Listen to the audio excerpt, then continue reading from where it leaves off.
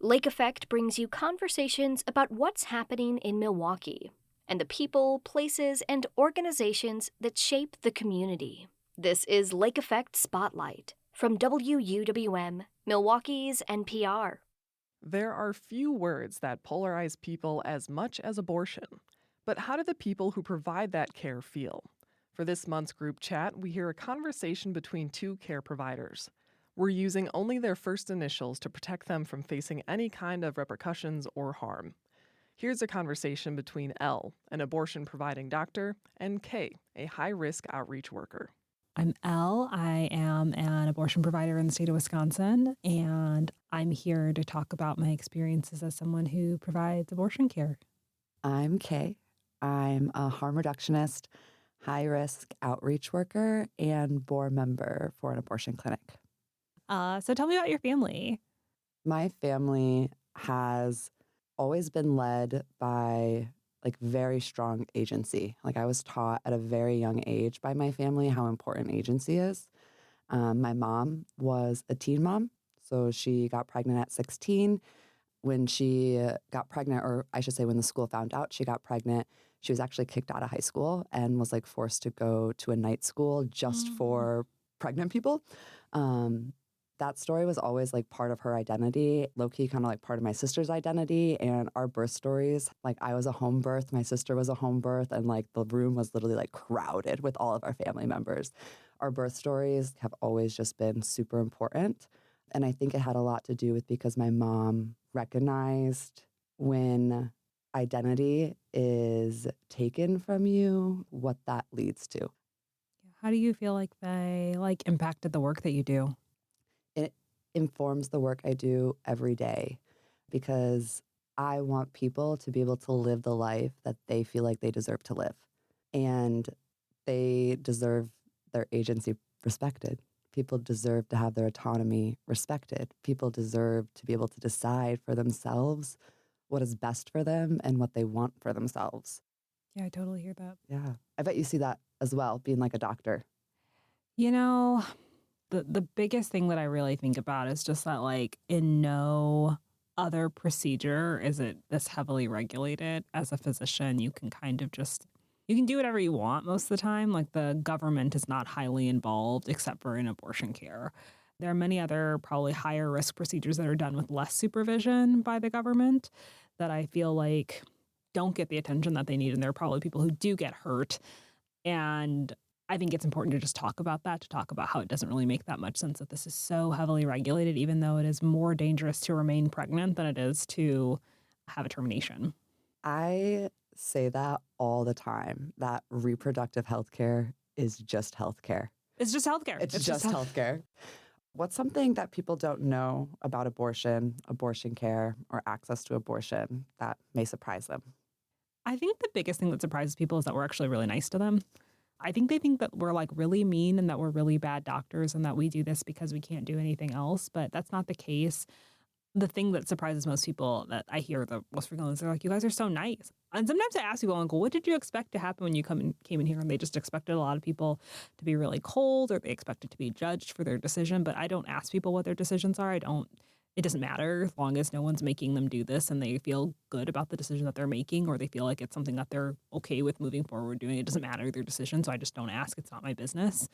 It's very easy for a wanted pregnancy to turn into a termination when people don't have resources that they need.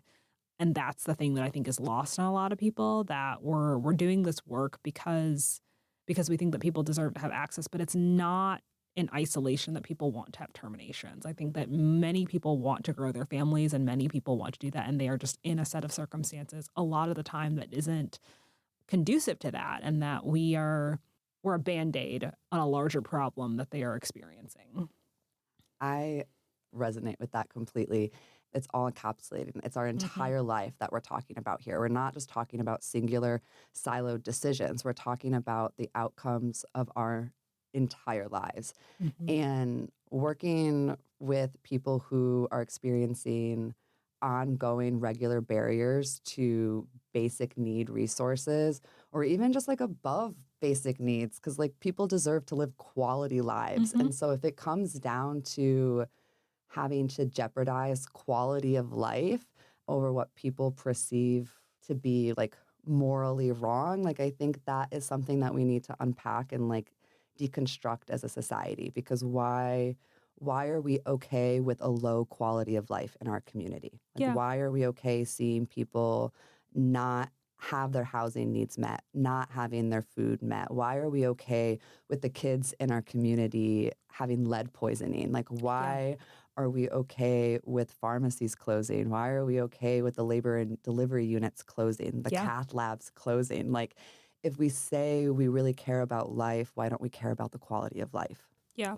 And like basic access to things that people really need. And I think, I don't know, I'm somebody who I don't know that I've ever had a lot of feelings about abortion.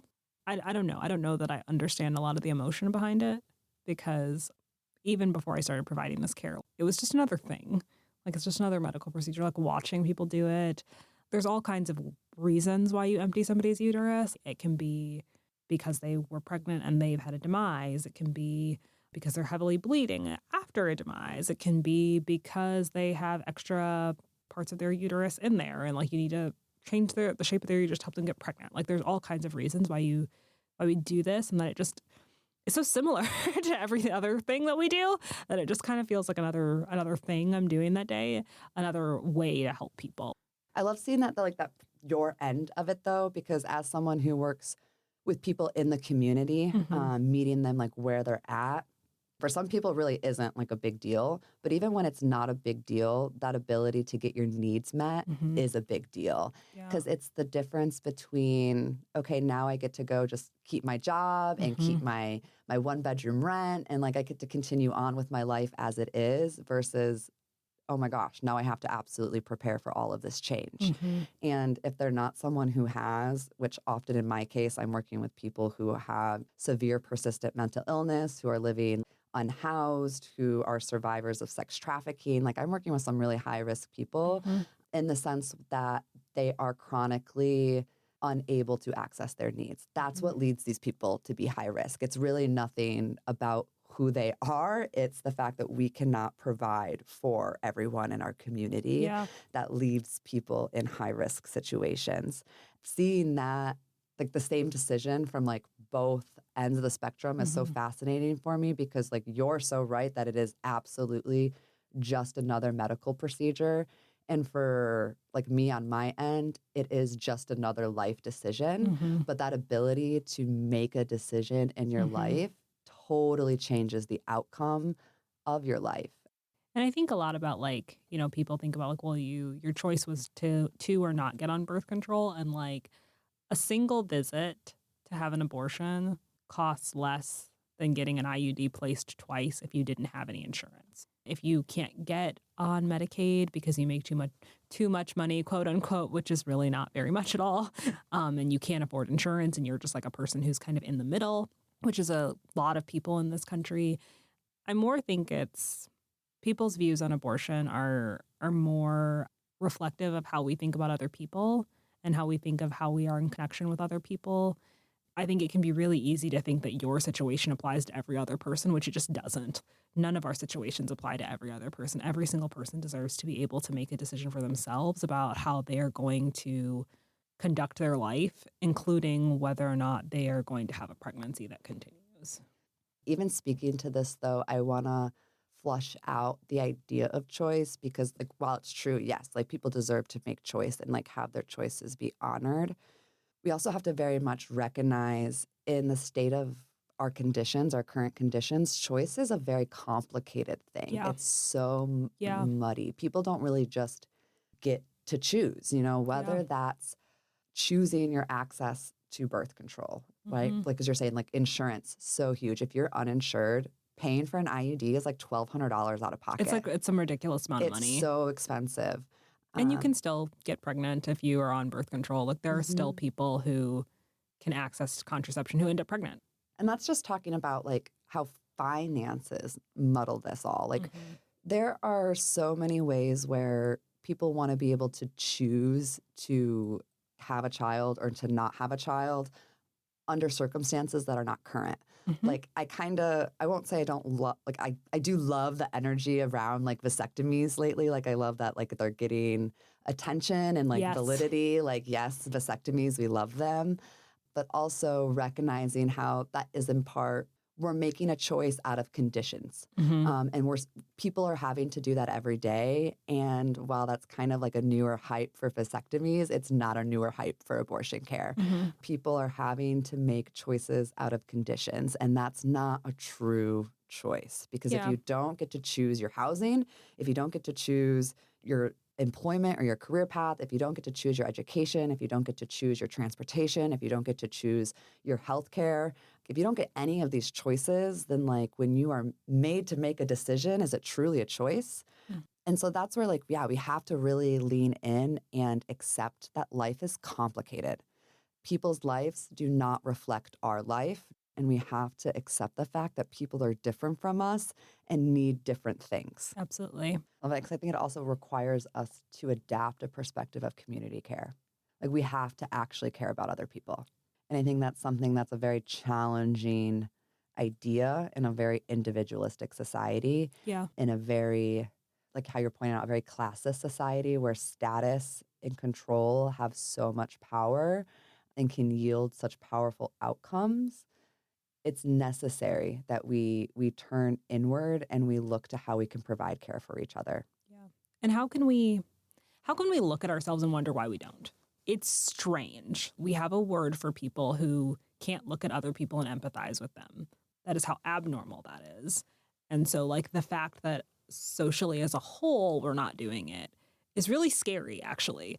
That like there is this perception that like, oh, it would be really weird if I can't empathize with the person sitting next to me. That's really not an appropriate thing, but it's okay that I can't empathize with another choice that someone's making or a decision that someone's making. And so I kind of view that along the same spectrum. Like this person is part of my community because we're all human beings living on the planet together. Mhm. We all have something to offer. We all have something that without each other, we can't get this done. And we have to be able to think about the importance of everyone's contribution and that people are not expendable. Community is not a commodity. What brings you joy? I find truly so much joy being in community. Right? I need to be able to find and create joyful moments being in my community. Yeah. How am I creating conversation with the barista when I get to my coffee in Yeah. the morning? How am I saying hello, to the person who's standing across from me at the gas station as we're pumping gas into our cars? Or like, how am I creating opportunities to truly be present, to build connection, and to ultimately build memories Yeah. in my community? Like, that brings me so much joy. Like, the talking to my barista thing is like actually so real. I only know my local barista in the context of they make my coffee every day, but they're also on my close friends list on Instagram now. Oh, that's so nice. And we never talk to each other, never see them in any other context. But that Mhm. like that 5-minute engagement almost on a daily basis really brings me so much joy. And I see that replicated in any interaction I can have with other community members in that way. Yeah. What about That's you? amazing. I think knowing that all the work I do like is inherently resistance. Whatever choice I make that day, I am part of the solution. And that it doesn't have to be anything huge. I don't need to tear it all down today, but every interaction matters. Every choice I make matters. The small things matter, and that the small work matters, and that the time I spend with patients matters, the time that I spend making extra phone calls, the time I spend getting somebody on the phone with a clinic to get them access, or the time I spend making sure that they have access to like childcare or paying for this abortion, like that matters. And that doesn't go unnoticed.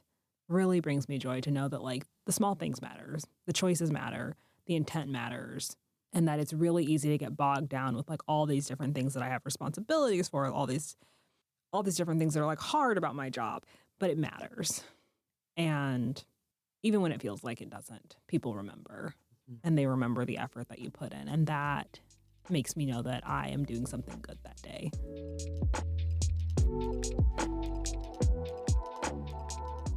That was L, a Wisconsin doctor who provides abortions, and K, a harm reductionist and outreach worker who serves high-risk populations.